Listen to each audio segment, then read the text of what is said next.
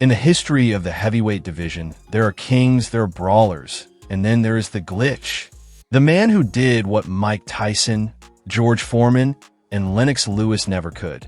Conquer the light heavyweight throne as an undefeated knockout artist with a terrifying 100% finish rate, and then move up to become the first southpaw heavyweight champion in the history of the world.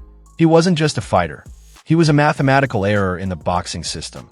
A left-handed anomaly that forced the world's most dangerous men to fight in a mirror they weren't prepared for. While others followed the standard blueprints of dominance, Moorer changed the physics of the fight entirely.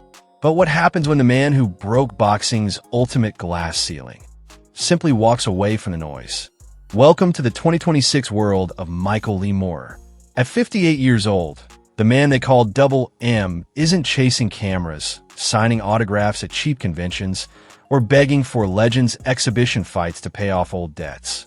He is living a life of silent authority. He sits on a modest, protected legacy. As of 2026, his net worth is estimated between $100,000 and $1 million. A far cry from his $10 million peak in the 90s, but a fortune that represents something much rarer in the hurt business. Total, unfiltered peace. Before we dive in, hit that like button, subscribe, and hit the notification bell so you never miss another deep dive into boxing's hidden empires. Most people remember him for one singular, crushing image. Lying on his back as a 45-year-old George Foreman pointed to the heavens, celebrating a miracle. It was a moment of televised vulnerability that unfortunately overshadowed a career defined by technical brilliance and surgical precision. But what they don't see is the man who was once arrested for breaking a police officer's jaw in an alcohol-fueled rage, only to undergo one of the most profound personal transformations in sports history. He traded the volatility of the streets for the stoicism of a man who no longer needs to prove his toughness to anyone. This is the story of the man who outboxed Evander Holyfield, survived his own inner demons, and built a life of dignity in a sport that usually leaves men with nothing but shadows, stuttered speech, and regrets. Let's get into the mind of Michael Moorer. Before the heavyweight glory, there was the light heavyweight terror. Born in Brooklyn but forged in the steel-town grit of Monessen, Pennsylvania, Moorer was a Scorpio defined by a quiet, brooding intensity that made opponents uncomfortable before a punch was even thrown. In 1988, he didn't just win fights. He erased people from the rankings with a cold, mechanical efficiency. Standing 6 feet 2 inches with a southpaw stance that felt like a geometric puzzle, he stormed the pro ranks with 22 consecutive knockouts, a statistical anomaly that earned him his reputation as the glitch. By 21, he was the WBO king, a perfect machine of violence that seemed impossible to decode. But even in his prime, the glitch didn't follow patterns, it broke them. Inside, however, the same intensity that made him a nightmare in the ring was beginning to bleed into his reality, creating a friction that threatened to burn his world down. He was winning in the ring, but he was slowly losing his grip on the man outside of it, struggling to reconcile the fame of a global champion with the temperament of a fighter who always felt like he was standing with his back against a wall. In 1991, he decided to corrupt the script entirely. He vacated his light heavyweight throne to enter the Shark Tank of the 90s heavyweight division, the most dangerous, high-stakes era in the history of the sport. Critics were ruthless. They claimed a blown-up 175-pounder couldn't handle the sheer kinetic energy and bone-crushing power of the heavyweight titans like Bo, Lewis, or Tyson. They expected him to be crushed by the literal weight of the division. He proved them wrong in 5 rounds against Bert Cooper, winning the heavyweight title in a brutal, back-and-forth war where both men tasted the canvas multiple times. It was a fight that proved the glitch didn't just have skill. He had the chin, the granite jaw, and the dark heart required to survive the deep water when the technical plan fell apart and only raw grit remained. Then came the night that changed the sport forever. April 22nd, 1994. Moorer stepped into the ring against the legendary Evander Holyfield. He wasn't just fighting a champion. He was fighting a century of boxing logic that said left-handers were destined to be bridesmaids, never the bride, in the heavyweight division. Holyfield wasn't just facing a challenger. He was facing a puzzle he couldn't solve, a rhythm he couldn't catch, and a jab that felt like a piston coming from an angle his muscle memory wasn't accustomed to defending.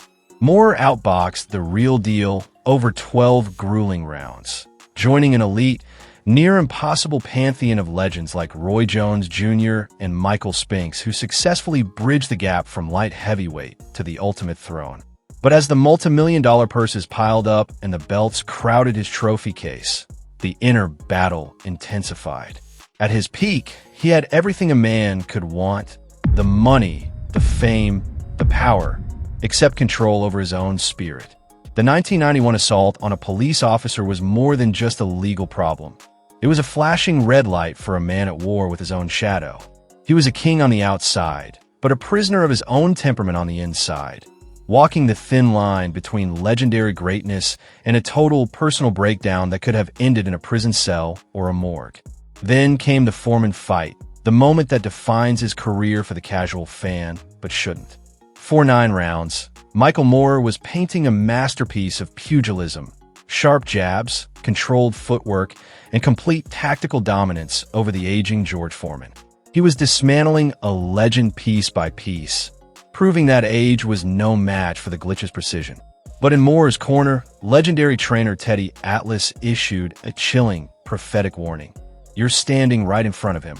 Moore had become too comfortable in his dominance, forgetting that one mistake against a dinosaur can still lead to extinction. In the 10th round, the countdown hit 0.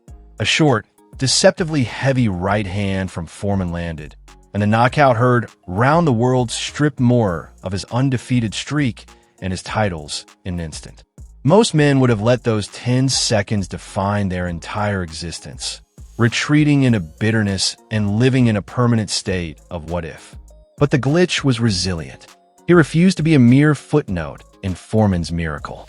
He returned to the lab, tightened his defense, and in 1996, he reclaimed the IBF title against Axel Schultz in Germany. He proved that while he could be knocked down, his internal code couldn't be permanently corrupted by a single loss. Today, in 2026, his lifestyle is a masterclass in quiet power. You won't find a fleet of Ferraris in his driveway or a parasitic entourage draining his bank accounts. While Mike Tyson spent millions on exotic symbols of status that eventually vanished into the ether, Moore's most famous vehicle was a signed Harley-Davidson he quietly sold at auction years ago. He didn't need the toys to validate his manhood. He understood that true strength is being able to stand alone without the props or the applause. His wealth in 2026 is old school, invested in his family, his 4 children, and his absolute hard-earned peace of mind. He has traded the spotlight for the sun rising over quiet streets. He spends his days at the Thompson Community Center, where he serves as coach.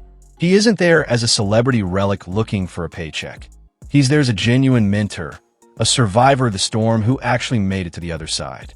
He uses the scars from his 1991 arrests and the lingering sting of the Foreman loss to teach at-risk youth a vital lesson: that the hardest punch you'll ever take isn't in a ring. It's the one life throws at you when you're not looking.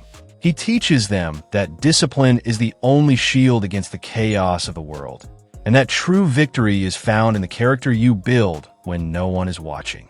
As we stand here in 2026, we realize that Michael Moore wasn't just a southpaw anomaly in a right-handed world. He was the architect of his own second act, a feat arguably more impressive than his first. From a $10 million peak to the disciplined, humble reality of his retirement, he outlasted the temptations, the ego, and the self-destruction that destroyed so many others from the golden age of the heavyweights. In a sport built on deafening noise, empty hype, and the constant, desperate need for validation, the Glitch chose silence. And in the end, that silence might be his greatest victory of all.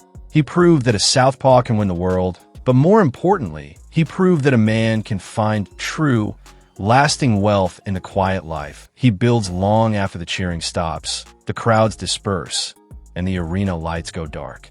He didn't just survive the game. He figured out how to win at life on his own terms. Now, I want to hear from you. Was Michael Moore boxing's most underrated champion? Or is he the most forgotten great of the 90s? Is his quiet power, The ultimate blueprint for how retired athletes should handle their fame? Or does his reserved nature keep him from being ranked where he belongs among the all-time greats? Let me know in the comments below. Thanks for watching, and we'll see you in the next one.